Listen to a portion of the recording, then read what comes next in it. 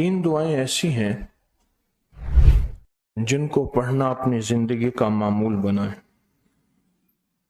ان کے فوائد، ان کے فضائل، ان کی برکات اور ان کے کمالات زندگی میں بہت زیادہ ضروری ہیں، اور آج کے فتنوں کے دور میں ان کی برکات ہماری زندگی کی، ہمارے دن رات کی اشد ضرورت ہے. حدیث میں آتا ہے جو شخص نماز فجر کے بعد 3 مرتبہ سبحان اللہ العظیم و بحمدہ پڑھیں، سبحان اللہ العظیم و بحمدہ، سبحان اللہ العظیم و بحمدہ، سبحان اللہ العظیم و بحمدہ، جو پڑھے گا وہ 3 بیماریوں سے محفوظ رہے گا. اندھا نہیں ہوگا، کوڑ جلدی بیماریاں نہیں ہوں گی، اس کو جلد کی کوئی بیماری نہیں ہوگی، معذور نہیں ہوگا، فالج نہیں ہوگا. انسان ساری زندگی ایک دعا کرتا ہے، مولا بستر چارپائی کا محتاج نہ کرنا، کسی بندے کا محتاج نہ کرنا. منجے اور بندے کسی کا محتاج نہ کرنا.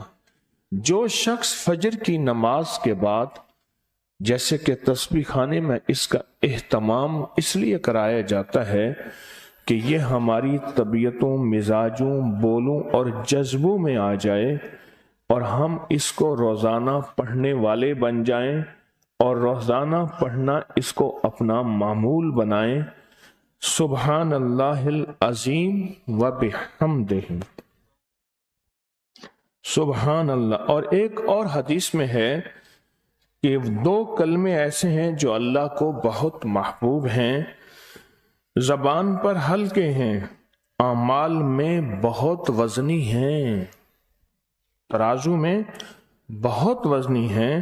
اور وہ 2 کلمے کیا ہیں؟ سبحان اللہ العظیم و بحمدہ.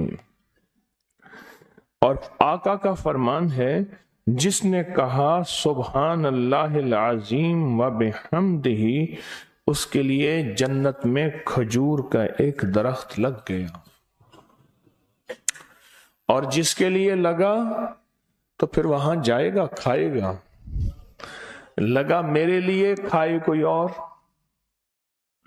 سوچیں، جنت میں کھجور کا درخت لگا ہے تو اللہ پاک پھر اپنی رحمت اور قدرت کاملہ سے اس کو بھیجے گا اور وہ انشاءاللہ کھجور کھائے گا.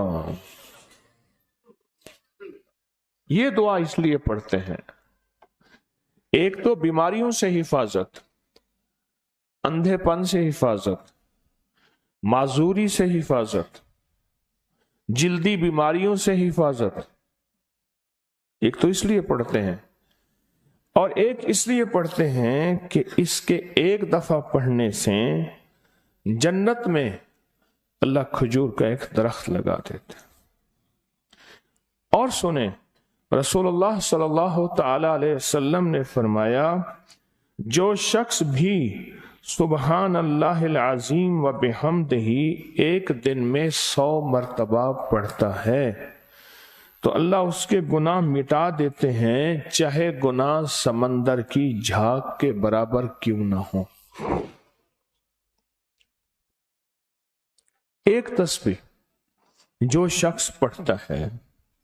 رسول اللہ صلی اللہ تعالی علیہ وسلم ایک مرتبہ صحابہ سے فرمایا، آپ نے فرمایا کہ سبحان اللہ العظیم و بحمدہ 100 مرتبہ پڑھو. جس نے 1 مرتبہ پڑھا اس کے لیے 10 نیکیاں لکھی جائیں گی، جس نے 10 مرتبہ پڑھا اس کے لیے 100 نیکیاں لکھی جائیں گی، اور جس نے 100 مرتبہ پڑھا اس کے لیے 1000 نیکیاں لکھی جائیں گی. اور جو زیادہ پڑھے گا اللہ رب العزت اسے زیادہ عطا فرمائیں گے، اور جو اللہ سے بخشش طلب کرے گا تو اللہ ضرور اس کو بخشش عطا فرمائیں گے اور اللہ اس کو بخش دیں گے. ایسی طاقتور دعا ہم روزانہ رمضان میں بھی اور رمضان کے بعد بھی. تو کون سی دعا پڑھنی آج کے بعد؟ سبحان اللہ العظیم و بحمدہ. کیا پڑھنا؟ یہ دعا روزانہ کو اپنے معمولات میں، اپنی تسبیحات میں، اپنے معمولات میں، اپنی عادت اور عبادت میں شامل کر لیں تو انشاءاللہ فائدہ، نفع اور بہت زیادہ.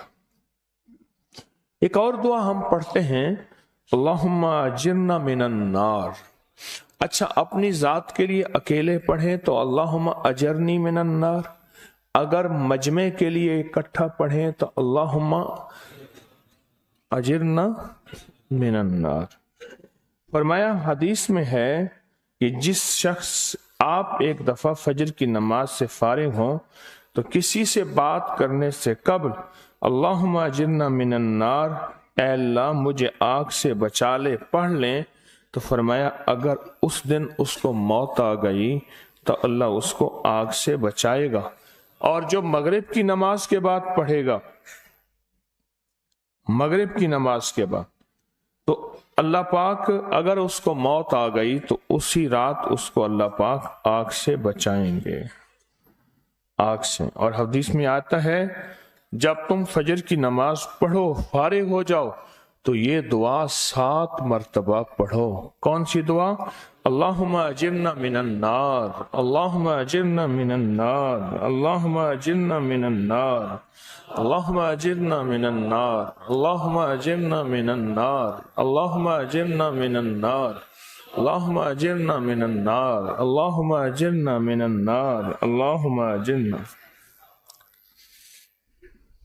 یہ دعا بخار کا بہت زبردست علاج ہے، جس کو بخار نہ چھوڑتا ہو. یہ دعا ہائی بلڈ پریشر کا زبردست علاج ہے. یہ دعا غصے کا علاج ہے. یہ دعا جس کے اندر وسوسے بہت زیادہ آتے ہوں، منفی وسوسے بہت زیادہ آتے ہوں، جو نیکی سے ہٹاتے ہوں، اس کا علاج ہے. اللہم اجرنا من النار. یہ بہت طاقتور علاج ہے. جس کا بلڈ پریشر ہائی رہتا ہو، جو بہت زیادہ ہر وقت غصے میں رہتا ہو، جس کا جسم بہت گرم رہتا ہو. جیسے رات ایک صاحب کہنے لگے کہ مجھے گرمی میں سے خوف آتا ہے، سردی میں مجھے راحت ملتی ہے. اس کے لیے بہت فائدہ مند ہے. بیماریوں کے لیے بہت فائدہ مند ہے. غصہ زیادہ آتا ہو اس کے لیے بہت فائدہ مند.